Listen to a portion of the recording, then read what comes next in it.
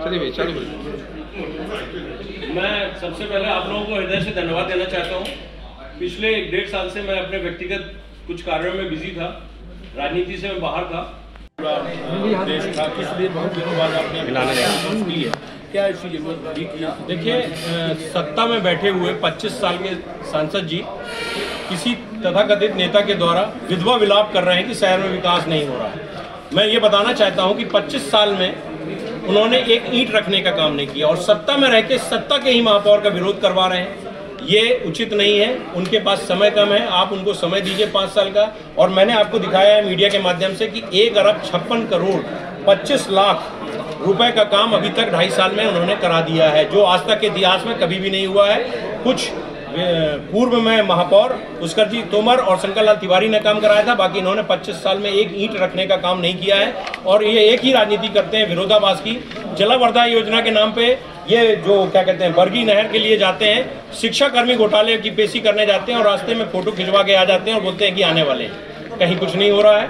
विकास करने वाले व्यक्ति को रोका जा रहा है और सत्ता का ही सांसद सत्ता के ही महापौर का विरोध कर रहा है। ये बड़ी विडंबना है कि ऐसे में शहर का विकास कहाँ होगा। ये आम जनता को समझना चाहिए और आम जनता अगर इस बात को नहीं समझेगी तो इस शहर का विकास कभी नहीं हो पाएगा।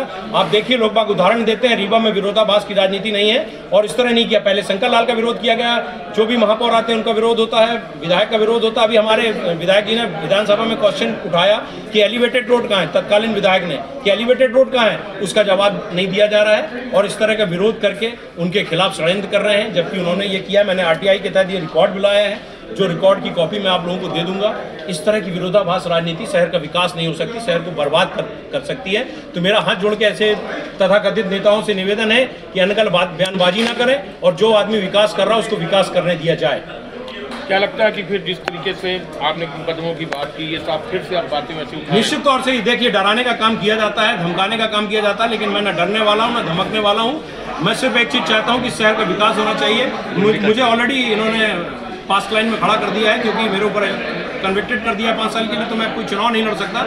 लेकिन मैं इस तरह के पर्दे सामने लाऊंगा। अगर कोई आदमी विकास कर रहा होगा तो उसको करने दीजिए, उसमें रोक मत लगाइए। आप अपने कार्य क्षेत्र को बताइए कि मैंने क्या किया, आप अपनी लाइन बताइए कि मैंने क्या काम किया है। दूसरे की लाइन को मिटाने का काम मत करिए, अपनी लाइन को बढ़ाने का काम करिए, जिसमें इस शहर का विकास छुपा हुआ है। शहर का विकास करने दीजिए। मैंने आप लोगों के सामने रख दिया है, 1 अरब से ऊपर का काम हो चुका है और अभी 2.5 साल का कार्य क्षेत्र बाकी है। सब रोडें टूट के चौड़ीकरण हो गई है, पाइपलाइन बन रही है, सीवर लाइन पड़ चुकी है, नालियां बन रही हैं, लेकिन उनको काम करने नहीं दिया जा रहा है।